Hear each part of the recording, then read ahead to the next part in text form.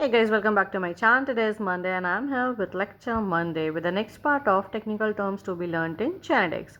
Starting with the first one, that is transition. Transition मतलब change हो रहा है. चेंज किस में होगा? डीएनए आरएनए मॉलिक्यूल से ही मतलब है हमें, तो उसमें चेंज होगा. क्या होगा उसमें? प्यूरिन का प्यूरिन से चेंज या पिरिमिडिन का पिरिमिडिन से चेंज. प्यूरिन पिरिमिडिन क्या होता है ये हमने पहले भी बात किया है, पर फिर भी चलो ठीक है.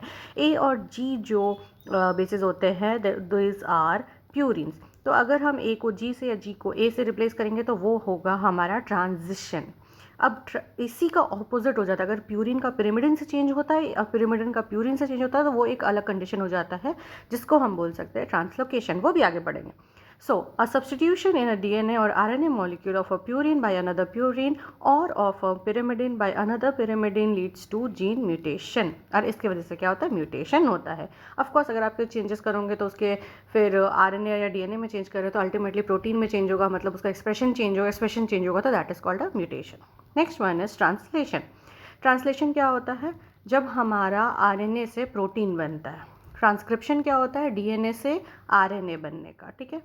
So synthesis of a polypeptide in association with the ribosome and directed by an mRNA molecule with the help of tRNA and several highly specific protein factors.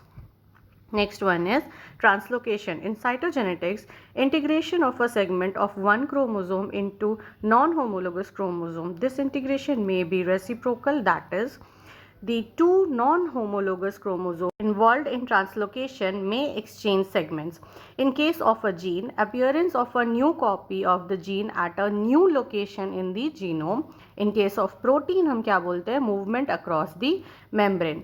तो अलग अलग जगह पे ट्रांसलोकेशन का मतलब अलग अलग होता है. बट इन शॉर्ट में ये समझो कि ट्रांसलोकेशन में क्या होता है, जैसे हमने अभी ट्रांसलेशन में पढ़ा ना, प्यूरिन का प्यूरिन सी, मतलब सेम का सेम सब्सटीट्यूशन हो रहा है बट डिफरेंट बेसिस में हो रहा है. ट्रांसलोकेशन में क्या होगा? अलग डिफरेंट जगह जाएगा. जैसे कि साइटोजेनेटिक्स में के टर्म्स में हम देखेंगे तो एक क्रोमोसोम का सेगमेंट दूसरे नॉन होमोलोगस क्रोमोसोम में जाना. ठीक है.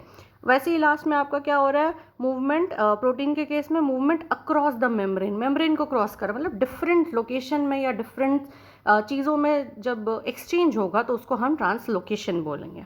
Last one for the day is transmembrane protein. अब ये क्या होता है? A protein that is component of a membrane. It's hydrophobic domain and domains reside in the membrane while its hydrophilic region are exposed on one or the both the sides of the membrane. So basically क्या है कि protein का जो components होता है, हमें पता है कि उसमें एक हाइड्रोफोबिक रीजन होता है और एक हाइड्रोफिलिक रीजन होता है. एक पानी को पसंद करता है, एक पानी को नहीं पसंद करता है. फोबिया मतलब नहीं पसंद करना. तो बेसिकली जो एक तरह का सारा डोमेन है हाइड्रोफोबिक है वो एक साइड में रहेगा, अंदर की साइड में रहेगा, और हाइड्रोफिलिक जो है वो बाहर की साइड में, या तो दोनों साइड बाहर की साइड में रहेगा या तो फिर एक ही साइड बाहर की साइड में रहेगा. सो दैट इज आपका transmembrane protein. Transmembrane, ठीक है, ऑल्टरनेट साइड वाला. सिस और ट्रांस के बेसिस पे ये वर्ड है. Okay, so that's it for the day. If you like the video, please hit the like button, share it, and don't forget to subscribe my channel. I'll again come up till that. Take care. Bye bye.